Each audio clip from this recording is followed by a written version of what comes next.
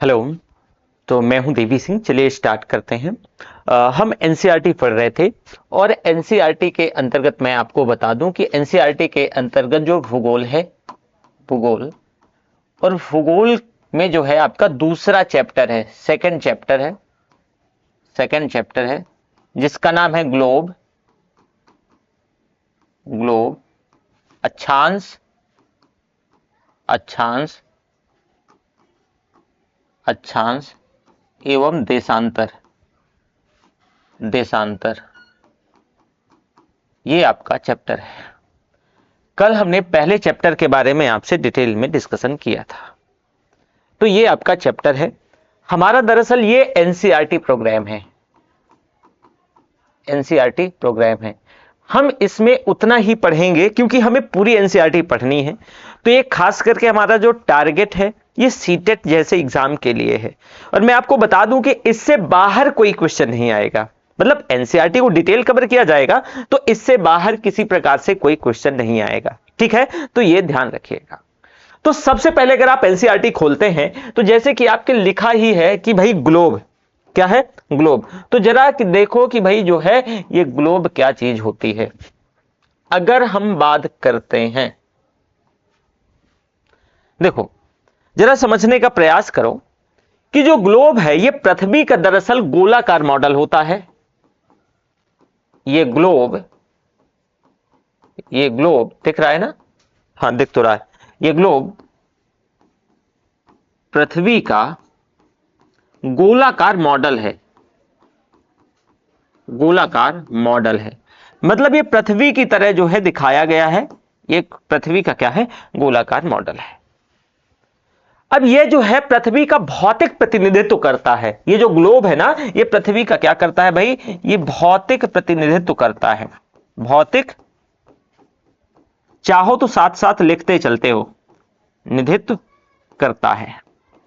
अच्छा, इसमें क्या होता था कि एनसीईआरटी का हम जो है पीडीएफ पहले यूज कर रहे थे, लेकिन हमारा एक कजन है हिम्मत, तो हमारा कान पकड़ के बोला कि देखो भैया एक काम करो, छोटा है हमसे, कि देखो एक काम करो कि आप जो लिख के पढ़ाओ तो ठीक रहेगा, वो जो पीपीटी में मजा नहीं आता। क्यों? आप इतना डिटेल एक्सप्लेन करते हैं तो लिख के आप जब चीजें करेंगे तो और बेहतर और अच्छा लगेगा और मजा आएगा।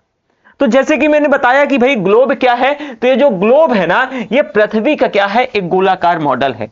और ये पृथ्वी का जो है भौतिक क्या करता है भाई, भौतिक प्रतिनिधित्व करता है। ग्लोब पर महाद्वीप, देश, महासागर या जो अन्य प्रकार की भौगोलिक विशेषताएं हैं वो सभी दर्शाई गई हैं। यानी अगर आप कहो तो इस ग्लोब पर, अभी आएंगे हम, ग्लोब पर जो है महासागर, पहले महाद्वीप लिख लो, महाद्वीप, महासागर, महासागर, महासागर, इसके साथ अन्य भौतिक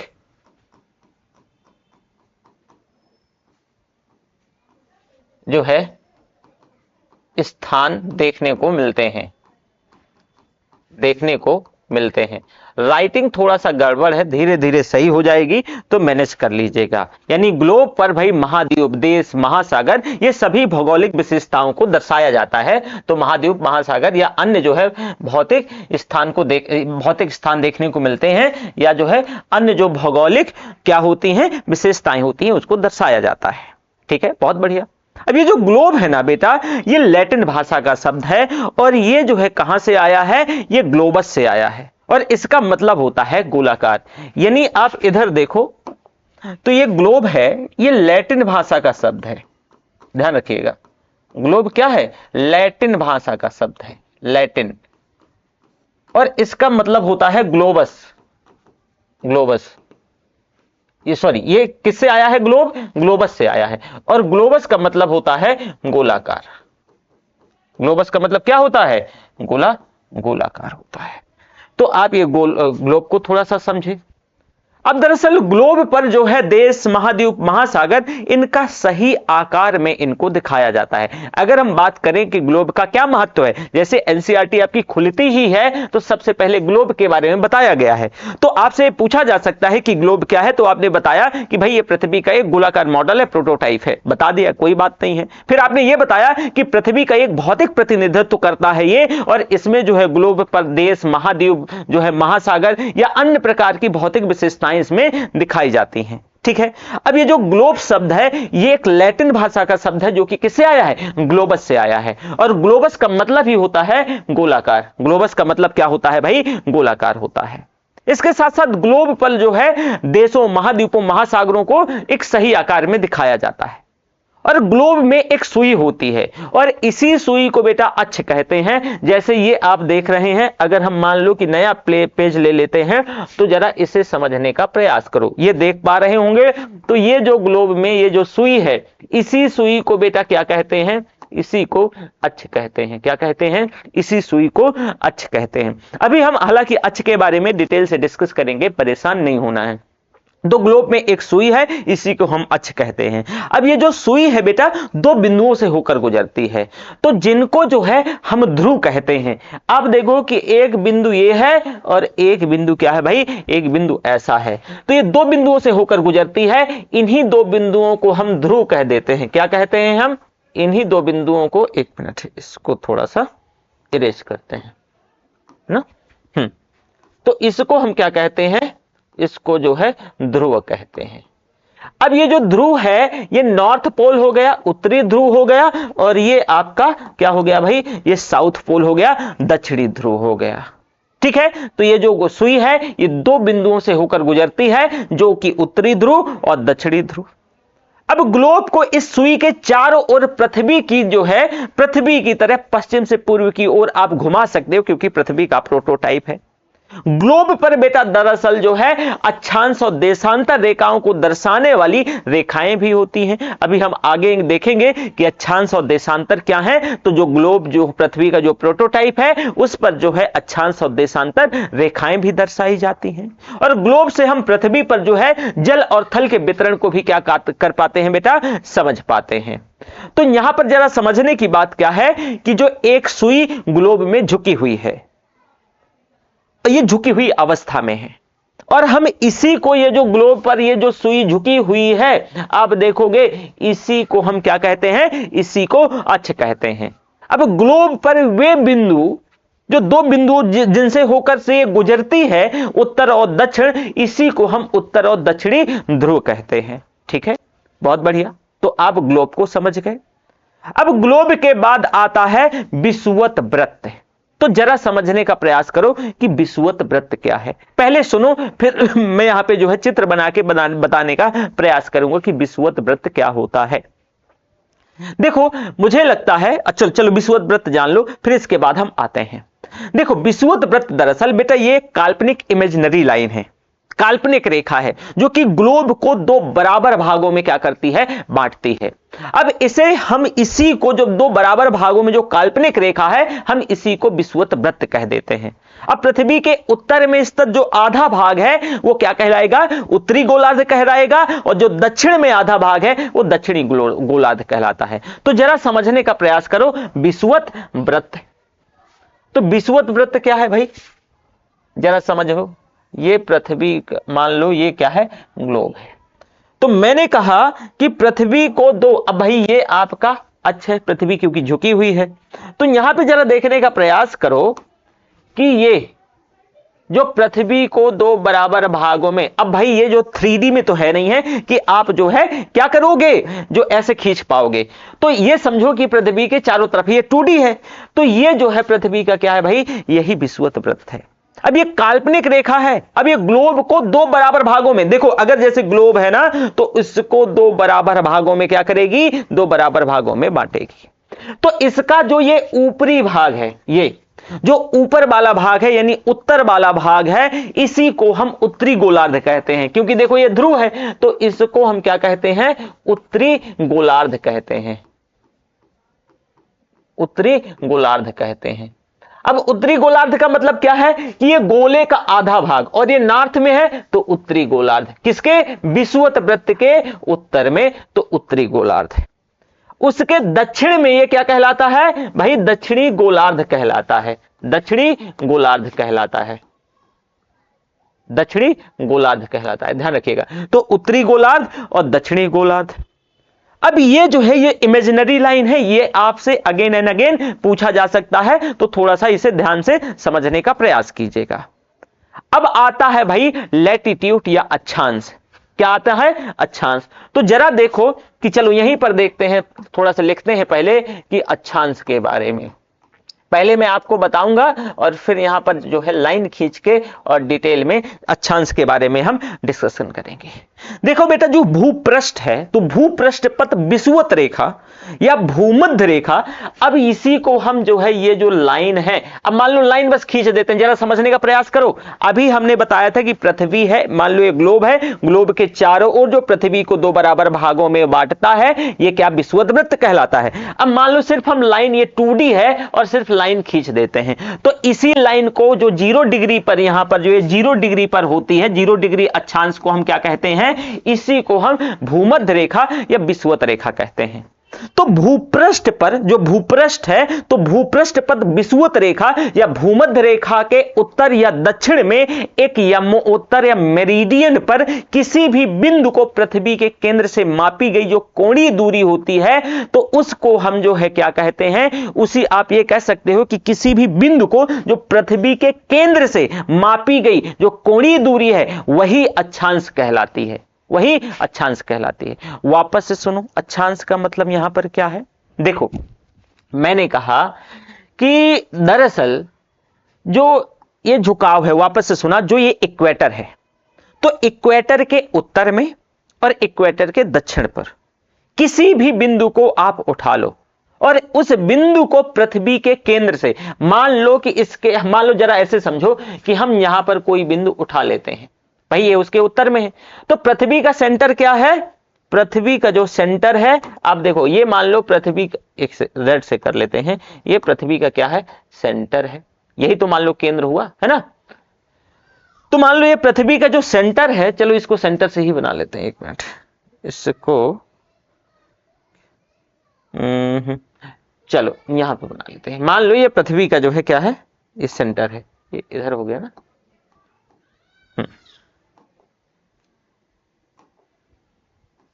अच्छा देखो जरा, ये मान लो पृथ्वी का सेंटर है, तो पृथ्वी के केंद्र से मापी गई जो कोणीय दूरी है, पृथ्वी के केंद्र से जो आपने कोई पर्टिकुलर जो है उत्तर या दक्षिण में एक आप जो विषुवत रेखा या भूमध्य रेखा पर कोई बिंदु को, कोई पॉइंट को जो पृथ्वी के सेंटर से आप जो कोणीय दूरी मापते हैं वही उसकी अक्षांश कहलाती है। अब इसकी जो कोणीय दूरी है ये, तो यही इसका क्या है, अक्षांश है, यही इसका अक्षांश है। इसे अंशों, मिनटों और सेकंडों में मापा जाता है। मतलब किसको, अंश का मतलब क्या है, डिग्री, मिनट और सेकंड में दर्शाया जाता है। कि अगर हमें 50 डिग्री लिखना है कि 50 डिग्री अक्षांश, तो आप इसको ऐसे करोगे, 50 डिग्री अक्षांश, ठीक है। अब जैसे हमें लिखना है 50 डिग्री 40 मिनट, तो 40 मिनट, एक मिनट, और जो है इसको जो है ऐसे कर सकते हो, 50 मिनट, सॉरी 50 डिग्री 40 मिनट और 30 सेकेंड, 30 सेकेंड, तो इसको आप ऐसे लिख सकते हो। वापस से सुनो, देखो अक्षांश रेखाएं विषुवत वृत्त से, इसको और आसानी से और आसान भाषा में सुन लो कि विषुवत वृत्त से ध्रुवों तक स्थित जो विषुवत वृत्त है, मान लो ये आप अभी आप इसको इक्वेटर भी कह लो, तो विषुवत वृत्त से ध्रुवों तक स्थित, ऊपर तक या नीचे तक सभी समांतर वृत्तों को समानांतर रेखाएं या अक्षांश रेखाएं कहते हैं। और आसान भाषा में कि भाई ये आपकी क्या है, ये आपका विषुवत वृत्त है, तो इसके समानांतर उत्तर या दक्षिण में जो भी रेखाएं होंगी, जरा समझो इसको, इस तरीके से भी आप समझ सकते हो कि इसके उत्तर या दक्षिण में देखो इधर तो उत्तर या दक्षिण में जो भी जो है समानांतर रेखाएं हैं, इन्हीं को हम अक्षांश रेखाएं कह देते हैं। तो इसको और आसान भाषा में देखो, इसका दोनों डिफिनीशन बताया, वो कोणीय दूरी वो थोड़ा सा टेक्निकल हो जाता है, लेकिन इसको आप आसानी से ऐसे याद रख सकते हो। अब विषुवत वृत्त से दोनों तरफ ध्रुवों के बीच की दूरी, वापस से सुनो, विषुवत वृत्त से दोनों तरफ ध्रुवों के बीच की दूरी जो ध्रुव है, तो ध्रुवों के बीच की दूरी पृथ्वी के चारों ओर के वृत्त का 1/4 है। अगेन, यानी विषुवत वृत्त से, जो विषुवत वृत्त है, तो विषुवत वृत्त से दोनों तरफ ध्रुवों के बीच का जो डिस्टेंस है, जो दूरी है, वो पृथ्वी के चारों ओर के वृत्त का 1/4 है। और इसका जो माप है वो 360 डिग्री का होता है। और 1/4 यानी 90 डिग्री अंश इस 90 डिग्री उत्तरी अक्षांश यानी उत्तर ध्रुव को दर्शाता है, और जो दक्षिण 90 डिग्री दक्षिणी अक्षांश, यही जो है दक्षिणी ध्रुव को क्या करता है, दर्शाता है। क्यों? क्योंकि ये जो है विषुवत वृत्त के, जो कि मैंने आपको बताया, ये किसका है, कितना है भाई, 1/4 है। तो 360 का 1/4 90 हो गया। क्या हो गया? 360 का 1/4 90 हो गया। तो ये भी आप समझ गए। तो इस प्रकार से विषुवत वृत्त के उत्तर की सभी समानांतर रेखाओं को उत्तरी अक्षांश कहा जाता है, और विषुवत वृत्त के दक्षिण स्थित सभी जो है समानांतर रेखाओं को दक्षिणी अक्षांश कहा जाता है। इसको और अगर हम आसान भाषा में समझने का प्रयास करेंगे या कहेंगे, तो आप ऐसे कह सकते हो कि भाई 0 डिग्री का अक्षांश प्रदर्शित करती है, जो अगर मान लो हमने जो 0 डिग्री इक्वेटर बोला, तो ये पृथ्वी को 2 बराबर भागों में जो है क्या करती है, बांटती है। अब भूमध्य रेखा से समानांतर ध्रुव तक दोनों गोलार्ध में बहुत सारे जो अनेक जो समानांतर जो रेखाएं हैं, उन्हीं को हम अक्षांश रेखाएं कहते हैं। और यही जो वृत्त है, ये जो रेखाएं भाई, ये पूरा वृत्त बनता है, तो इसी को हम अक्षांशी वृत्त का निर्माण होता है, इसी से अक्षांशी वृत्त का क्या होता है भाई, निर्माण होता है। तो आपने ये जाना। अब देखो, ये वृत्त जो है, यही वृत्तों को हम अक्षांश रेखाएं 2D में कह लेते हैं। भाई 3D में तो पूरा आपके पास ग्लोब है, तो ये घूम के तो ये वृत्त बना लेगी, लेकिन 2D में है तो ये अक्षांश रेखाएं हो गई। अब उत्तरी और दक्षिणी गोलार्धों में ये 0 से 90 डिग्री तक पाई जाती हैं। मतलब कि ये 0 है, तो अगर आप उत्तर की ओर जाओगे तो 0 से 90 डिग्री तक पाई जाती हैं।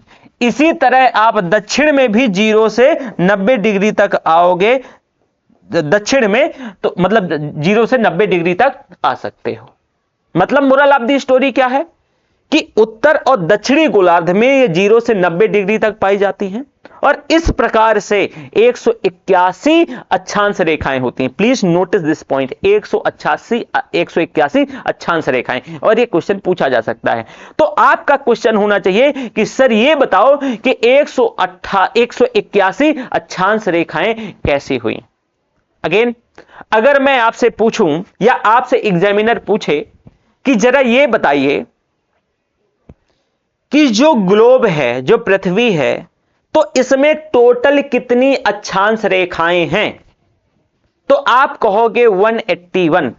तो अब पूछो कि सर 181 कैसे हैं, तो 181 का क्या है कि जैसे मैंने बताया कि भाई ये 0 डिग्री हो गई, ठीक है, बहुत बढ़िया, और 0 से आप इधर आओगे तो 90 हो गई, ठीक है, और 0 से इधर आप जाओगे उत्तर में, ये भी 90 हो गई। तो ये तो भाई लाइन है ना, तो 90 उत्तर में, 90 दक्षिण में, एक 0 वाली लाइन, तो ये 9 9 18 और एक इधर 81, 0 डिग्री, ये भी तो एक लाइन है, तो इसको ऐड करोगे आप तो 181 लाइन, क्योंकि 0 डिग्री जो है 90, एक ये हो गई भाई उत्तर में 90, दक्षिण में 90, और ये 0 डिग्री भी तो एक जो है लाइन है, तो इस वजह से 181 क्या हो जाती हैं भाई, रेखाएं हो जाती हैं। तो ध्यान रखना, यहां पर बहुत जो है परेशान करता है, एनसीईआरटी में पूछा जा सकता है, यहां पर आपको परेशान किया जा सकता है। तो कितनी, इस प्रकार से 181 अक्षांश रेखाएं होती हैं। अब यदि उत्तरी और दक्षिणी ध्रुव को ऐसा भी पूछ लेता है कि अगर भाई उत्तरी और दक्षिणी ध्रुव को बिंदु माना जाए, पॉइंट माना जाए, तो पृथ्वी पर कुल कितनी अक्षांश रेखाएं होंगी? अगर ये कहे आपसे तो फिर उस स्थिति में 179 अक्षांश रेखाएं होंगी। यदि अगर आप जो है 90 डिग्री नॉर्थ और 90 डिग्री साउथ को लाइन ना मान करके बिंदु मानोगे। क्यों? क्योंकि पॉसिबिलिटी है, ये तो लाइन है, लेकिन धीरे धीरे जैसे आप ऊपर की ओर जाओगे तो ये एक ऐसी स्थिति हो जाएगी कि लाइन ना होकर के ये सिर्फ बिंदु रह जाएगा। तो पॉसिबिलिटी ये है कि बिंदु ही अगर माना जाए तो अक्षांश रेखाओं की संख्या 179 हो जाएगी। कितनी? 179 हो जाएगी। तो ये भी ध्यान रखिएगा। बहुत बढ़िया, ये समझ गए आप। अब भाई उत्तरी गोलार्ध में 23.5 डिग्री उत्तरी अक्षांश कर्क रेखा और 66.5 डिग्री उत्तरी अक्षांश उत्तरी उप आर्कटिक जो है या नॉर्थ सब आर्कटिक या फिर आर्कटिक कहते हैं।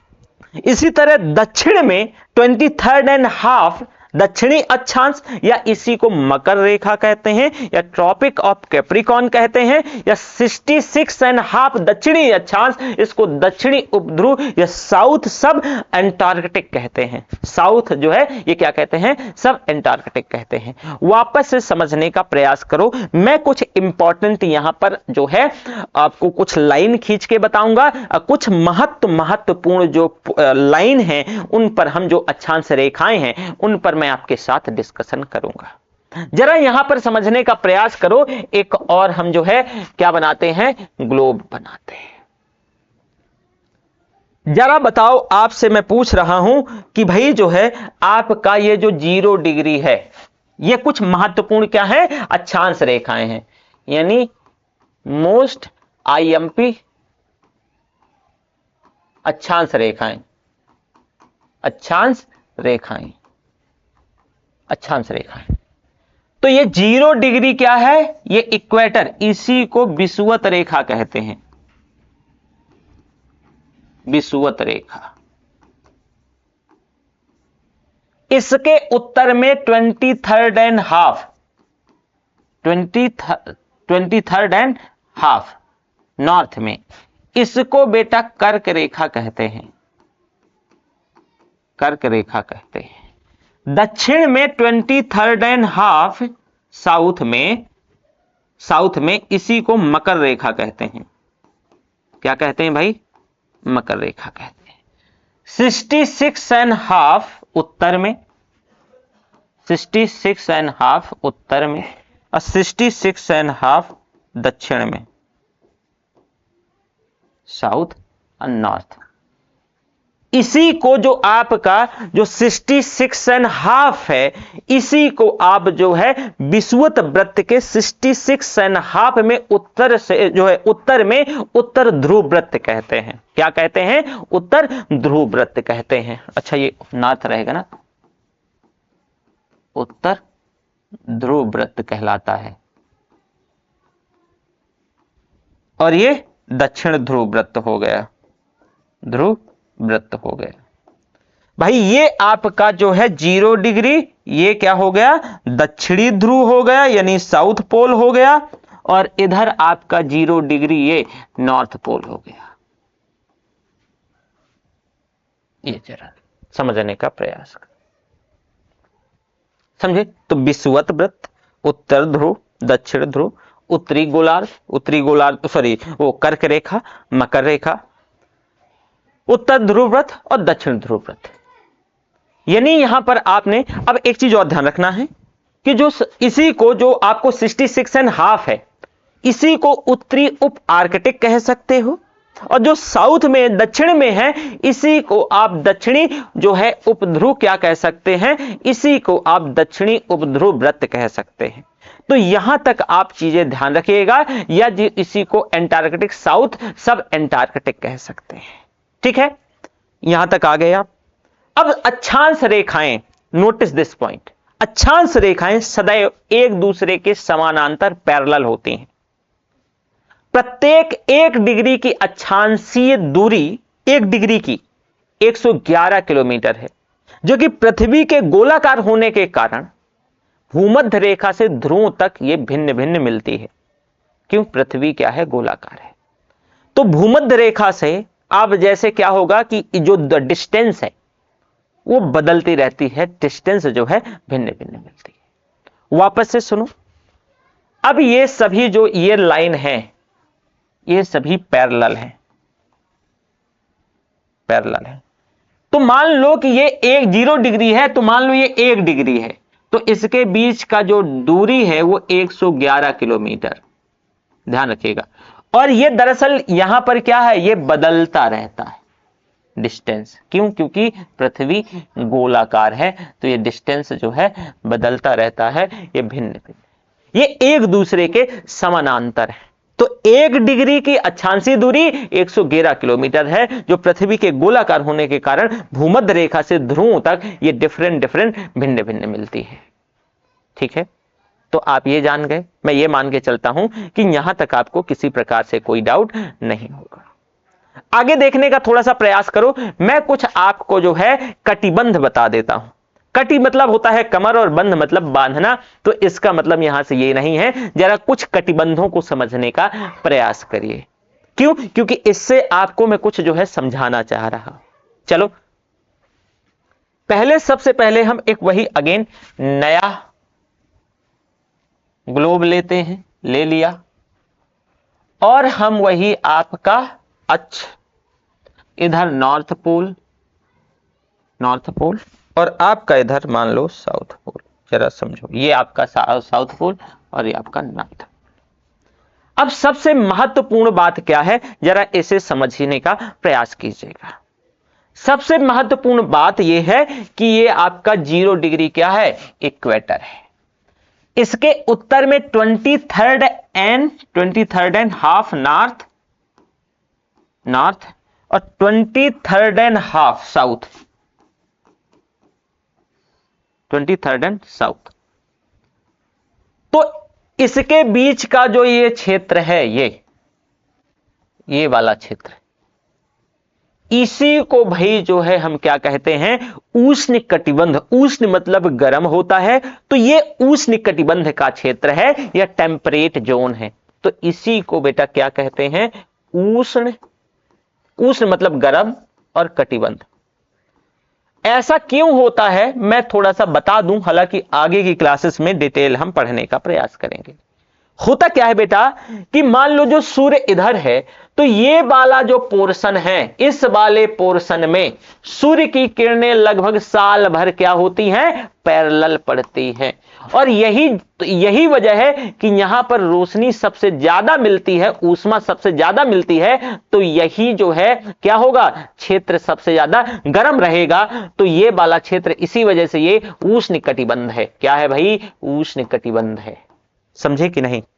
तो ये आपका उष्ण कटिबंध कहां? 0 डिग्री से नॉर्थ 23rd एंड हाफ, और 0 डिग्री से नीचे south 23rd and half south. तो ये जो बीच का क्षेत्र है ये उष्ण कटिबंध कहलाता है। क्या कहलाता है? उष्ण कटिबंध कहलाता है। अब आगे चलते हैं। अब इसी के ऊपर जरा आ जाओ, वैन चेंज करते हैं। इसी के ऊपर आओगे 66 and half, 66 and half north.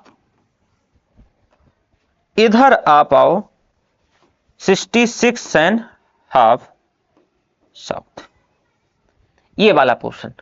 तो इधर से, यानी अब ये क्या थी? ये तो इधर कर्क रेखा थी भाई, कर्क रेखा थी ना, कर्क रेखा। और ये आपकी जो है इधर ये मकर रेखा थी। तो मकर रेखा से नीचे का जो क्षेत्र है ये वाला, दक्षिण में मकर रेखा क्योंकि दक्षिण में थी, तो मकर रेखा से नीचे का जो क्षेत्र है इसी को हम दक्षिण शीतोष्ण कटिबंध कहते हैं। क्या कहते हैं? इसी को दक्षिण शीतोष्ण कटिबंध कहते हैं। दक्षिण शीतोष्ण कटिबंध कहते हैं। अब इसी को हम उत्तर शीतोष्ण कटिबंध कहते हैं। कटिबंध कहते हैं। तो अब कहोगे कि सर ये उत्तर शीतोष्ण और जो है दक्षिण शीतोष्ण। देखो शीतोष्ण का मतलब शीत और उष्ण, शीतोष्ण को जरा इसका संधि विच्छेद करो तो शीत और उष्ण, बाकी संधि क्या सही है वो आप देख लेना, शीत और उष्ण। अब ये क्या हो गया, शीतोष्ण हो गया, शीत और उष्ण। तो ये भाग जो है यहां ठंडी भी पड़ती होगी और गर्मी भी पड़ती होगी। क्यों? क्योंकि यहां पर जो है पूरे साल आप ये देखोगे कि जब सूर्य यहां पर सामने नहीं है तो इसमें जो है ना, जो रेज है, जो किरणें हैं, वो झुकाव है। तो जब पृथ्वी जो है मूव करती है तो एक टाइम पे ऐसा होता है कि इधर ज्यादा गर्मी मिलेगी तो गर्म होगा और ठंड भी, तो शीतोष्ण, ये इसी वजह से शीत और उष्ण। तो भाई ये क्या है, आप मकर रेखा से दक्षिणी ध्रुव के बीच, मकर रेखा से दक्षिणी ध्रुव के बीच का जो जोन है भाई, ये वाला जोन, ठीक है, यानी जो है 23.5 से लेकर के 66.5 के बीच का जो ये दक्षिणी शीतोष्ण, वहीं 23.5 नॉर्थ से 66.5 नॉर्थ के बीच का जो जोन है ये उत्तरी शीतोष्ण कटिबंध कहलाता है, उत्तरी शीतोष्ण कटिबंध कहलाता है। अब 66.5 नॉर्थ और 66.5 साउथ के बाद जो है ये पोल तक का जो जोन है, इसी को उत्तरी शीत कटिबंध और दक्षिणी शीत कटिबंध कहते हैं। जरा ये समझो, कलर चेंज करते हैं हम, कलर चेंज करते हैं और देखो ये 66.5 से 90 तक ये वाला क्षेत्र, इसी को बेटा क्या कहते हैं, उत्तरी शीत कटिबंध। शीत क्यों कहते हैं, अब यहां ठंडी दबा के पड़ती है, क्यों? क्योंकि यहां पर भाई जो सूर्य की किरणें हैं वो प्रॉपर नहीं पहुंच पाती हैं, तो ये हमेशा फ्रिजिड जोन है। क्या है ये, फ्रिजिड जोन है, हमेशा बर्फ बनी रहती है, यहां पर हमेशा बर्फ बनी रहती है। तो ये उत्तर शीत कटिबंध हो गया और ये दक्षिण शीत कटिबंध हो गया, शीत कटिबंध हो गया, दक्षिण शीत कटिबंध हो गया। तो ये आपकी एनसीईआरटी में भी मेंशन है, ये आपके एनसीईआरटी में भी मेंशन है।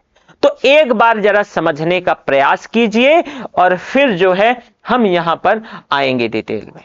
देखो बेटा, पृथ्वी के ये ताप कटिबंध है, टेम्परेचर जोन है। उष्ण कटिबंध कर्क रेखा और मकर रेखा के बीच के जो सभी अक्षांश हैं, उन अक्षांशों पर सूर्य वर्ष भर एक बार दोपहर में सिर के ऊपर रहता है और यही वजह है कि इस क्षेत्र में सबसे ज्यादा ऊष्मा मिलती है और सबसे ज्यादा ऊष्मा मिलने के चलते इसी को हम उष्ण कटिबंध क्षेत्र कहते हैं। ये वाला जो क्षेत्र मैंने आपको बताया था ये उष्ण कटिबंध क्षेत्र कहते हैं। क्या कहते हैं? इसी वजह से उष्ण कटिबंध क्षेत्र कहते हैं। तो ये समझ गए।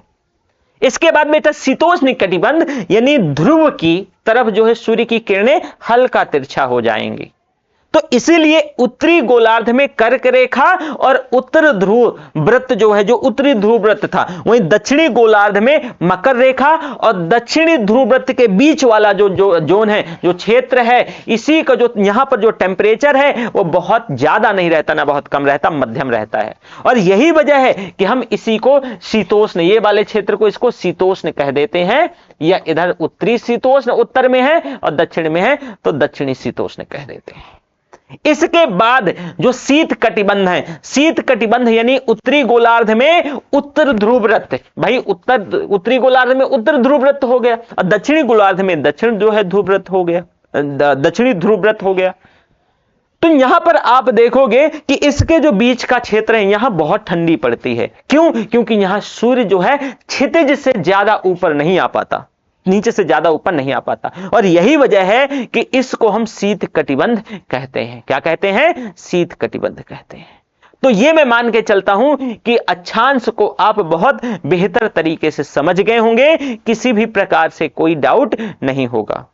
अब अक्षांश रेखाओं को एक लाइन पे याद रखने का सिंपल सा तरीका है, क्योंकि मैं जो एंगल वाला बता दिया था तो आप हो सकता है कि एंगल वाला जो डेफिनेशन है वो ना याद रख पाए। तो सिंपल डेफिनेशन याद रखना है कि विषुवत वृत्त से ध्रुवों तक स्थित सभी समानांतर वृत्तों का समानांतर रेखाएं या अक्षांश रेखाएं कहलाती हैं। मतलब कि ये भाई आपका जो है 0 डिग्री है, तो इससे सभी जो समानांतर रेखाएं हैं इसकी, यानी जो है विषुवत वृत्त की या विषुवत रेखाओं की, उनको हम क्या कहते हैं, अक्षांश रेखाएं कहते हैं। बड़ा सिंपल सा, इतना ध्यान रखिएगा। अक्षांश रेखाओं से जितना संबंधित जो चीजें थी, जो पॉसिबिलिटी थी, वो हमने क्या कर लिया, डिस्कस कर लिया है। आओ अब आगे आते हैं देशांतर पे।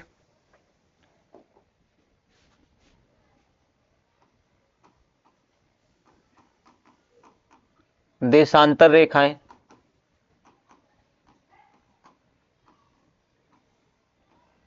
अब भाई देशांतर रेखाओं का क्या सीन है, ये देशांतर रेखाएं क्या होती हैं?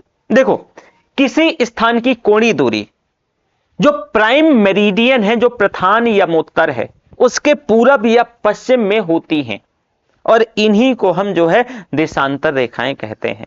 यानी आपका अभी बताता हूं कि जो है ये आपकी जो प्रधान यमोत्तर है, जो प्राइम मेरिडियन है, भाई ये आपकी क्या हो गई, ये ग्लोब हो गया, ग्लोब ही बोलेंगे। तो ये आपका क्या है भाई, मान लो इधर ये अक्ष था, ठीक है, ये आपका नॉर्थ पोल और ये आपका साउथ पोल। ये तो काल्पनिक रेखा है, ऐसा तो कोई ये खिंची नहीं है। अब ये आपकी जो है प्राइम मेरिडियन, जरा समझना, ये प्रधान रेखा है ये, तो इसके पूरब और इसके पश्चिम में मान लो कि आपकी ये 0 डिग्री है, तो इसके इधर पूरब में और इसके पश्चिम में, ये सभी ये देख पा रहे होंगे, तो पूरब और पश्चिम में होती हैं, इन्हीं को हम देशांतर रेखाएं कहते हैं। या इसको और आसान भाषा में समझना है तो आप ऐसा कह सकते हो कि किसी स्थान की सही स्थिति का अगर आपको जानकारी करना है तो आपको कुछ चीजों की जरूरत पड़ती है। अब उत्तरी ध्रुव को दक्षिणी ध्रुव से जोड़ने वाली जो संदर्भ रेखा है, तो उससे पूरब और पश्चिम की ओर इन स्थानों की दूरी कितनी है, वो हम इसी के माध्यम से निकाल पाएंगे। अब इस संदर्भ रेखाओं को ही हम जो है देशांतरी यमोत्तर कहते हैं, और उनके बीच जो है बीच की दूरी को देशांतर के अंशों में मापा जाता है। अब प्रत्येक अंश को मिनट और मिनट को जो है सेकंड में विभाजित किया जाता है। तो ये जो है अर्धवृत्त हैं, और उनके बीच की दूरी जो है ध्रुवों की तरफ बढ़ने पर, जैसे आप ध्रुवों की तरफ बढ़ोगे तो ये क्या होती हैं, ध्रुवों की तरफ बढ़ने पर घटती है, और ध्रुवों पर जाकर ये शून्य हो जाती है, जहां सभी देशांतरी जो यमोत्तर आपस में क्या करती हैं, मिल जाती हैं। वहीं जो ग्रीनिच है, जहां पर ब्रिटिश राज की वेधशाला है, ये वहीं पर स्थित है, तो वहां से गुजरने वाली जो है जो यमोत्तर है वो 0 डिग्री है। इससे पूरब और पश्चिम की ओर जो देशांतर की जो गिनती शुरू की जाती है, इस यमोत्तर को जो 0 है उसको हम प्रमुख यमोत्तर या फिर प्राइम मेरिडियन कहते हैं। अब इसका मान 0 डिग्री देशांतर है, और यहां से हम जो है पूरब 180 या फिर जो है पश्चिम 180 की क्या करते हैं, गणना करते हैं, पश्चिम 180 की गणना करते हैं। जरा यहां पर वापस से सुनो, मैं जो कहानी बताने जा रहा हूं, आप जो है इसको थोड़ा सा दूसरे कलर पे कर लेते हैं, या मोटा कर लेते हैं, चलो ब्लैक कर लेते हैं। ये आपको जरा समझो, ये वाली, ये आपकी 0 डिग्री, मान लो ये प्राइम मेरिडियन है, प्रधान मध्याह्न है, जरा समझो। तो प्रमुख यमोत्तर रेखा 0 डिग्री देशांतर को हम मानते हैं, और ये जो आपकी जो 0 डिग्री देशांतर है, ये लंदन के ग्रीनविच से होकर के गुजरती है। कहां से? लंदन के ग्रीनविच से होकर के।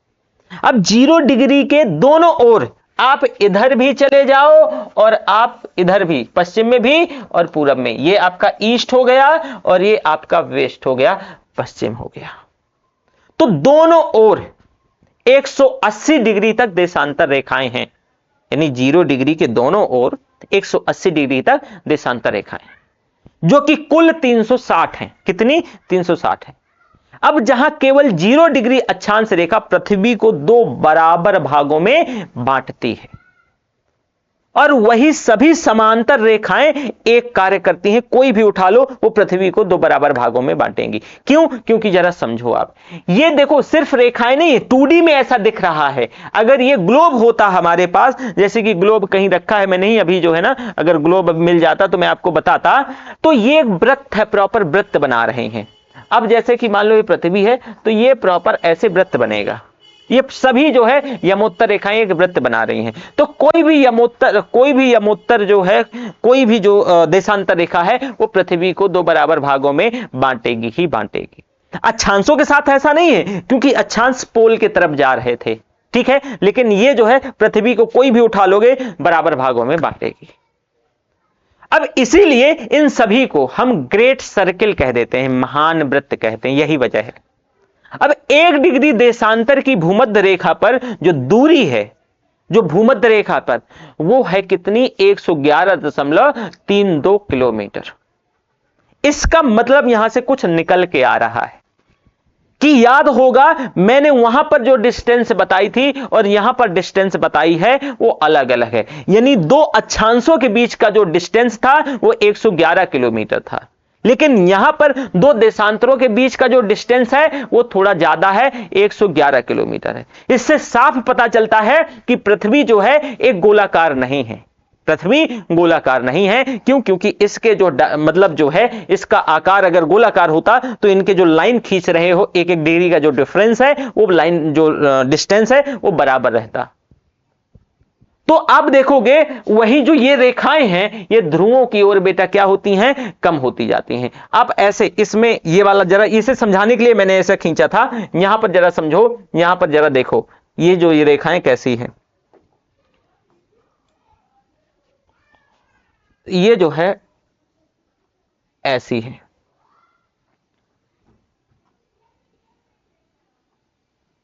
ये सभी देशांतर रेखाएं, जरा समझो, ये सभी देशांतर रेखाएं, ये देख पा रहे हो?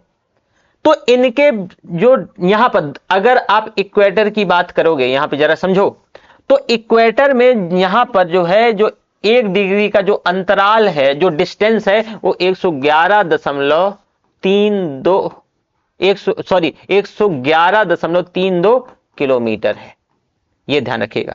और आप जैसे जैसे देखो ध्रुवों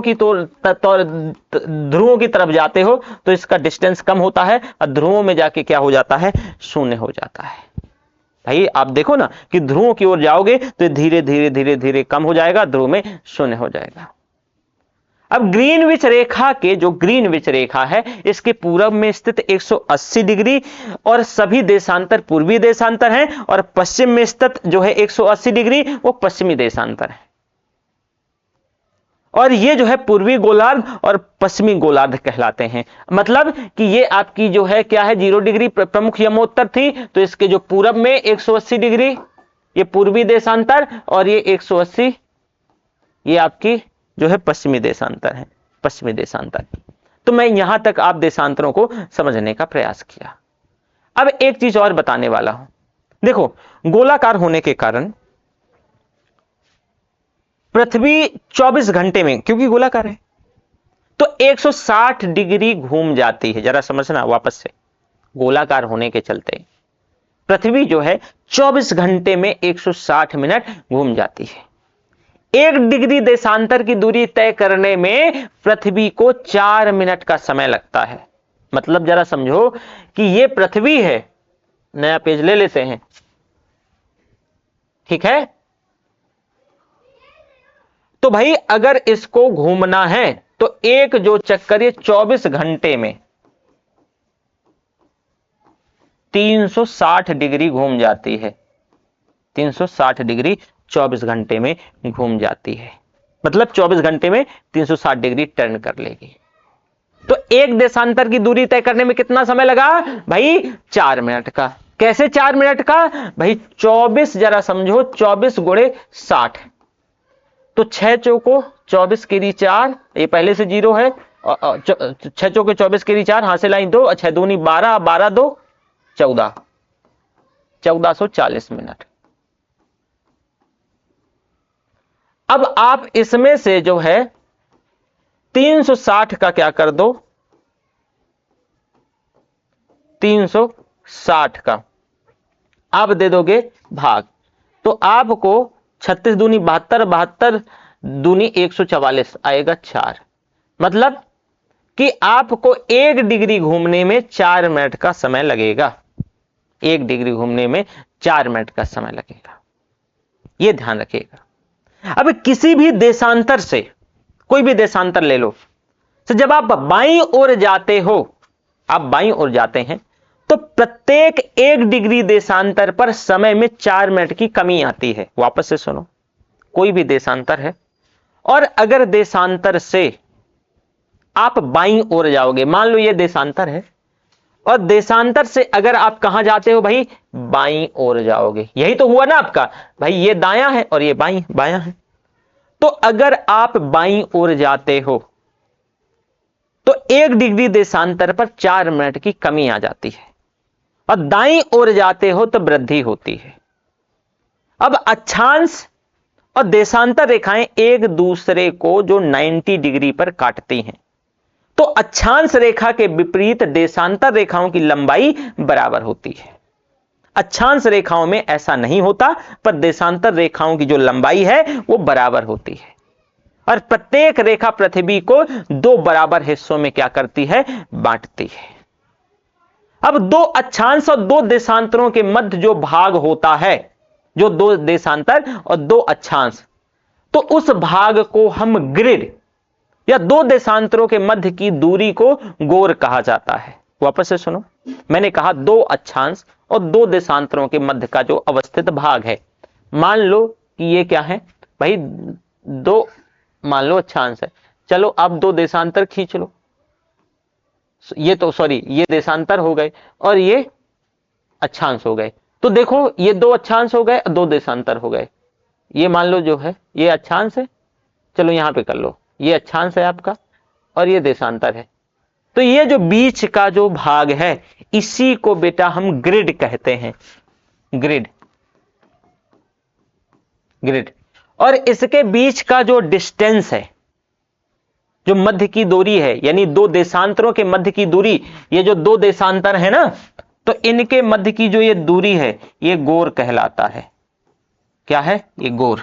ध्यान रखिए, ग्रिड और गोर, इसी को इंग्लिश में ये GORE लिखते हैं, गोर। ठीक है, बहुत बढ़िया। अब विषुवत रेखा, विषुवत रेखा क्या, यानी 0 डिग्री अक्षांश, और प्रधान रेखा एक दूसरे को गिनी की खाड़ी में काटते हैं। कहां पर, गिनी की खाड़ी में, जो कि ये अफ्रीका के पश्चिमी भाग में अटलांटिक महासागर में है। मतलब कि ये आपकी ये जो है कौन सी, ये 0 डिग्री अक्षांश और 0 डिग्री देशांतर, तो जब यहां पर एक दूसरे को काटती हैं तो इसी को गिनी की खाड़ी कहते हैं, गिनी की खाड़ी कहते हैं। और ये कहां है, ये अफ्रीका में है, अफ्रीका में गिनी की खाड़ी, और ये अफ्रीका के वो भी पश्चिमी भाग में अटलांटिक महासागर में। ये भी ध्यान रखिए, अफ्रीका के पश्चिमी भाग, पश्चिमी भाग अटलांटिक महासागर, ये ध्यान रखिएगा, अटलांटिक महासागर में। बहुत बढ़िया, यहां तक आपने चीजें देखा।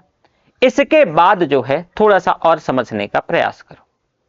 देखो पृथ्वी जो है पश्चिम से पूरब अपनी धुरी पर क्या है, घूम रही है, पश्चिम से पूरब, यानी वेस्ट टू ईस्ट, ईस्ट, और अपनी धुरी पर क्या करती है, घूमती है। तो पूरब का समय आगे की ओर और पश्चिम का जो समय है क्योंकि निकल चुका है तो पीछे की ओर होता है, पीछा होगा। और यही वजह है कि पृथ्वी के सभी स्थानों पर समय डिफरेंट देखने को मिलता है, एक जैसा नहीं मिलेगा।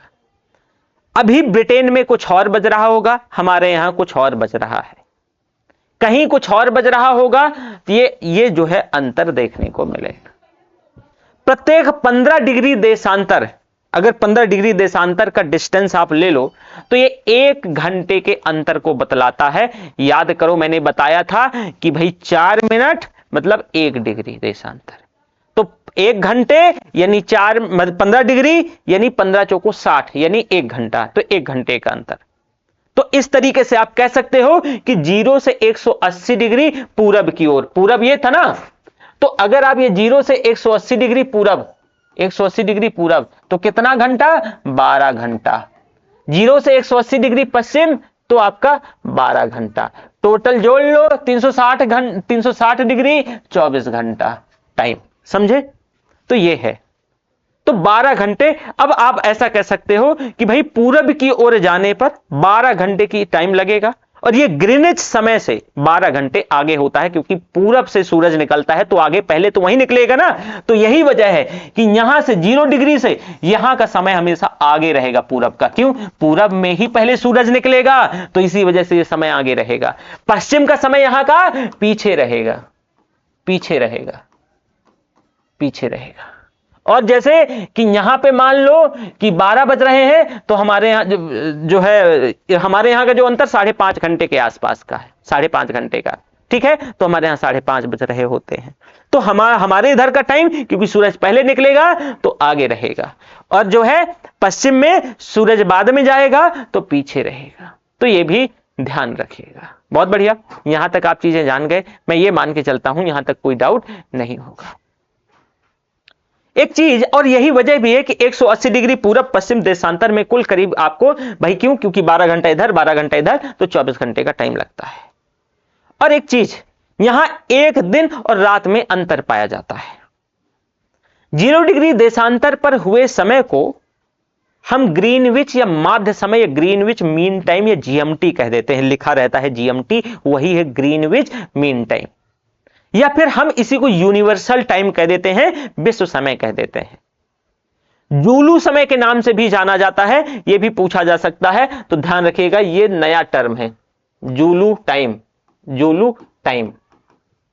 और तो आप जानते होंगे जीएमटी भी ग्रीनविच मीन टाइम, ठीक है, यह तो आपने सुना होगा। तो ये थोड़ा सा ये देख लो।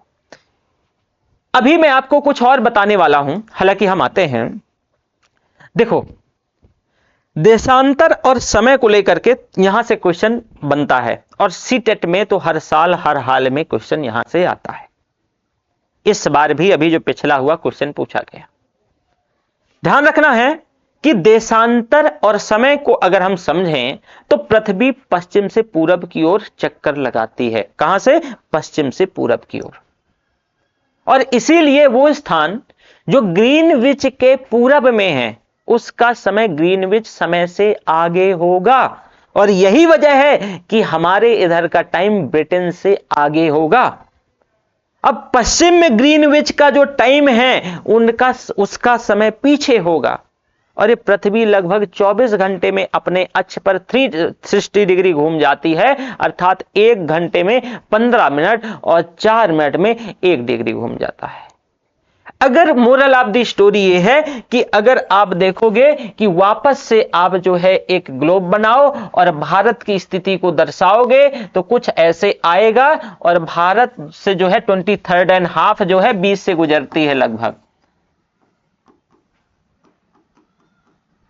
तो भारत की स्थिति कुछ आपको ऐसे देखने के मिलेगी। अब भारत में 82.5 डिग्री पूरब को जो मानक यमोत्तर माना गया है, यानी जो है यहां पर 82.5 डिग्री ईस्ट को हम अपना स्टैंडर्ड टाइम मानते हैं, स्टैंडर्ड टाइम मानते हैं। अभी हालांकि बताऊंगा कि ये जो लाइन है भारत के बीच से ही क्यों जाती है, या फिर हम इसको बीच से ही क्यों माने हैं, क्या वजह है। भाई हम भारत का 82.5 डिग्री ही क्यों? भाई 82.5 डिग्री से इधर उधर भी तो कर सकते थे, क्या वजह होगी, उस पे हम आएंगे। तो भारत में जो है 82.5 डिग्री को मानक यमोत्तर माना गया है, और इस यमोत्तर के स्थानीय समय को पूरे देश में एक स्टैंडर्ड टाइम माना गया है, मानक समय माना जाता है। भारत ग्रीनविच के पूरब में 82.5 डिग्री पूरब में है, तो यहां का समय ग्रीनविच समय से 5.5 घंटा आगे रहेगा। मतलब कि यहां अगर 12 बजेगा दोपहर का, तो यहां शाम का 5:30 बजेगा। क्यों? क्योंकि यह समय आगे रहेगा, शाम का 5 बजेगा। क्यों? क्योंकि ग्रीनविच से पूरब में है। तो ये कहां कितना बजेगा? 5:30 बजेगा। तो मैं ये मान के चलता हूं कि यहां तक आपको कोई डाउट नहीं होगा।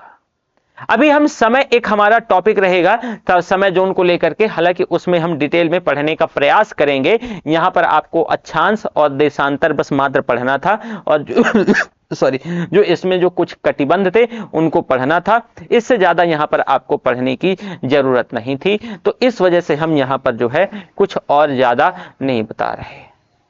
पर हां, इसके बाद जो आप आएगा जो अगला टॉपिक है, उसमें हम उस टॉपिक में बहुत डिटेल से डिस्कस करने का प्रयास करेंगे। उसमें जो है टाइम वाइम को लेकर के काफी कुछ चीजें दी गई होंगी। इस टॉपिक में जितना आपको पढ़ना था हमने प्रयास किया है कि आपको सारी चीजें कवर करते हुए आगे बढ़ेंगे। अब एक क्वेश्चन हालांकि रह जाता है, थोड़ा सा वो आपकी क्यूरियोसिटी होगी, वो मैं बता देता हूं। देखो भाई, एक चीज बताओ कि ये 82.5 डिग्री, अच्छा ये आपको टास्क भी दे देते हैं, ये 82.5 डिग्री ही क्यों स्टैंडर्ड टाइम है? तो जरा देखना कि भारत का जो देशांतरीय विस्तार है वो कहां से कहां है, और उसको जब जोड़ के आप आधा कर दोगे वही टाइम इसका स्टैंडर्ड टाइम माना गया है। क्यों? क्योंकि दोनों तरफ के लोग प्रभावित ना हों। भाई अगर मान लो हम इधर साइड कर देते तो इधर के लोग ज्यादा प्रभावित होते, या इधर कर देते तो इधर के लोग प्रभावित होते। और यही वजह है, मैं आपको बता दूं कि हमने ऐसा नहीं किया है, इसको बीच से रखा है। यही कारण है कि इसको हमने बीच में माना है। ठीक है, हालांकि अभी जब हम जो है समय में आपका टॉपिक रहेगा उसमें हम डिटेल में डिस्कशन करेंगे, तो बहुत परेशान नहीं होना है। इससे संबंधित कुछ और चीजें हैं, हालांकि मैं चाह रहा था कि बता दूं टाइम अभी कितने देर का हो गया है, 55 मिनट का। तो 10 मिनट में हम कोशिश करेंगे कि कुछ चीजें क्या करें और क्या कर लें, कवर कर लें। अगर आपके पास टाइम है तो 10 मिनट थोड़ा सा हम देख लेते हैं। ठीक है, चल देखो इंपॉर्टेंट बात क्या क्या है।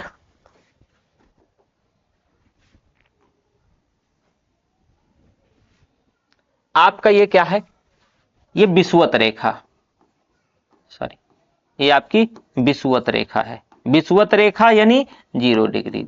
अच्छा, तो विषुवत रेखा पर जो है 3 महाद्वीपों में 13 देश और 3 जल निकायों से होकर गुजरती है। मतलब आप ये कह सकते हो कि ये जो इक्वेटर है ये 3 महाद्वीपों और 13 देश और 3 जल निकाय, ऐसे चलो लिख ही देते हैं। इसमें से 3 महाद्वीप, अब बताना कौन कौन, 13 देश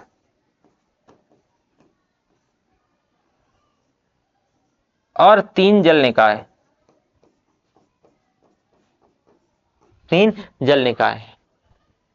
तो बताओ कि कौन कौन से, कौन कौन देशों से ये आपकी जो 0 डिग्री है कहां कहां से गुजरती है।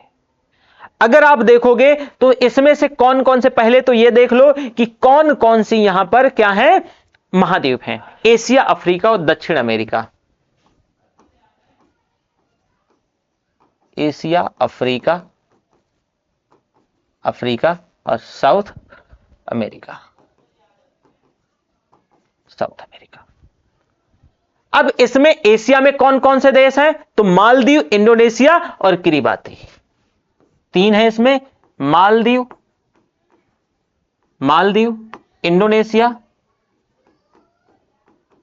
इंडोनेशिया और किरिबाती।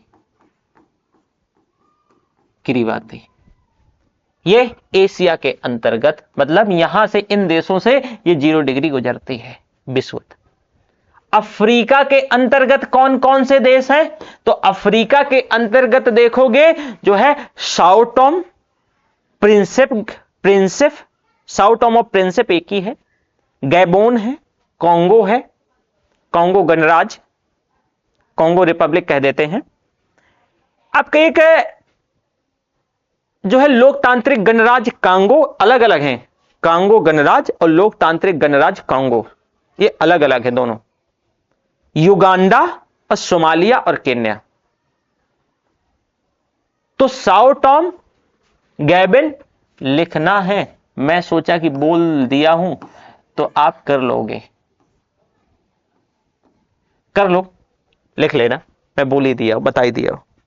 इसके साथ ये अफ्रीका के भाई कितने देश हो गए, अफ्रीका में जरा गिनो कि जो है Sao Tome, Principe, Gabon, Congo गणराज्य, लोकतांत्रिक गणराज्य कांगो, युगांडा, सोमालिया और केन्या, 7। और ऊपर 3 हो गए थे तो 7 3 10, अर्थात दक्षिण अमेरिका में कितने बचे होंगे? 3। तो कौन कौन दक्षिण अमेरिका में? इक्वाडोर, कोलंबिया और ब्राजील।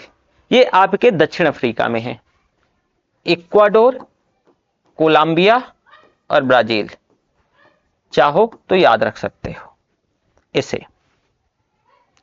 3 जल निकाय कौन कौन से हैं? वाटर बॉडी कौन कौन सी हैं? एक अटलांटिक महासागर, प्रशांत महासागर और हिंद महासागर, यानी अटलांटिक, हिंद महासागर, इंडियन ओशियन आप कह लो, और प्रशांत महासागर। प्रशांत महासागर, ये आपकी 3 वाटर बॉडी है, ठीक है। इसके बाद जो है जो जो देश हैं, तो ये आपने देखा कि भाई 13 देश, भाई 3 महाद्वीप और 13 देश हो गए, 3 जल निकाय, ठीक है। अब प्राइम मेरिडियम पर जो स्थित देश हैं, तो प्रधान रेखा पर 3 महाद्वीप, 8 देश और 6 वाटर बॉडी है।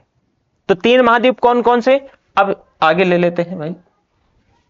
अभी तक हमने इक्वेटर पे देखा, अब हम जो है ये प्रधान यमोत्तर 0 डिग्री देशांतर पर देख लें।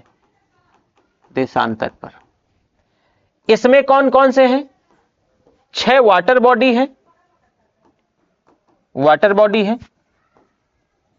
3 कॉन्टिनेंट है,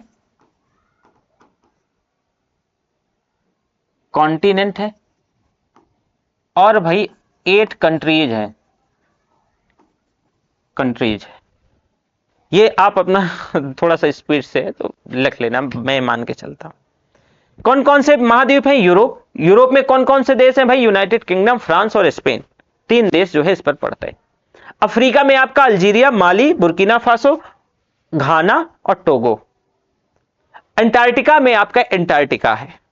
तो 3 भाई महाद्वीप हैं। अब 6 यहां पर वाटर बॉडी है, याद रखना 6 वाटर बॉडी में कौन कौन सी हैं ये महत्वपूर्ण हो जाता है। अटलांटिक महासागर है, नॉर्वेजियन सागर है, ग्रीनलैंड सागर है, भूमध्य सागर है, अटलांटिक महासागर है और दक्षिणी महासागर है। ये आपके क्या हैं? वाटर बॉडीज है। इसी तरह जो ट्रॉपिक ऑफ, ये भाई महत्वपूर्ण है, दोनों बता दिया। कर्क रेखा और मकर रेखा का भी सुन लो।